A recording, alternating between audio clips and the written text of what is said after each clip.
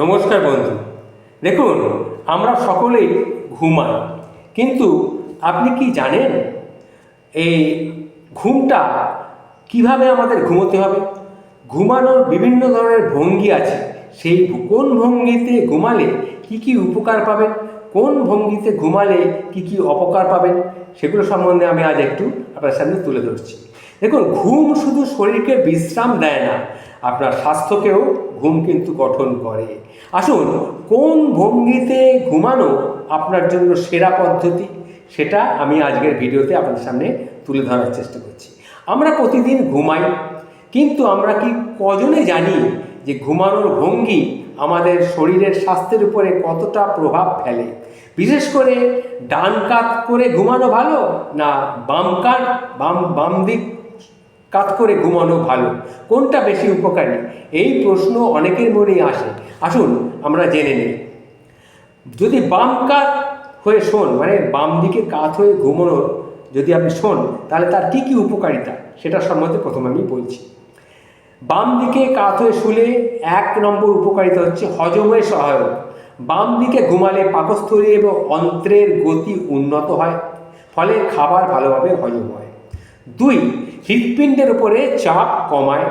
হৃৎপিণ্ড বাম দিকে হওয়ায় এই ভঙ্গিতে ঘুমালে রক্ত সঞ্চালন সহজ হয়। 3, অ্যাসিডিটি কমায়। যারা গ্যাস্ট্রিক বা অ্যাসিড রিফ্লেক্সে ভোগেন, তাদের জন্য বাম দিকে ঘুমানো বেশি আরামদায়ক হলেও হতে পারে।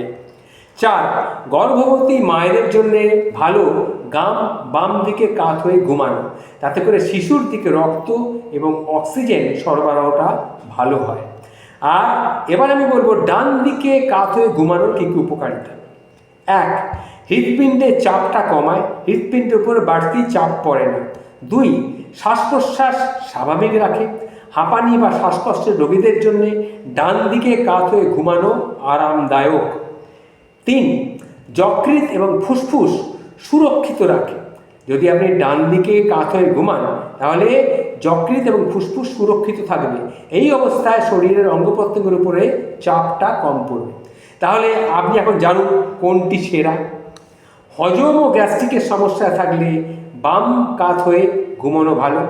শ্বাসকষ্ট এবং হৃদরোগের সমস্যা থাকলে ডান কাত হয়ে ঘুমানো আরামদায়ক। বারবার ভঙ্গি পরিবর্তন করাও কিন্তু ভালো, কারণ একই ভঙ্গিতে দীর্ঘক্ষণ ঘুমালে পেশি এবং হাড়ের উপরে প্রেশার পড়তে পারে।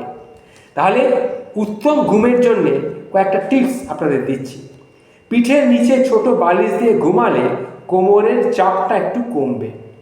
ঘুমের আগে ভারী কিছু খাবার বা কফি এড়িয়ে চলবে। আর পর্যাপ্ত সময় ঘুমের প্রয়োজন, কারণ সঠিক ভঙ্গিতে যদি ঘুমের ঘাটতি ঘটে, তাহলে স্বাস্থ্যের জন্য কিন্তু ক্ষতি হতে পারে।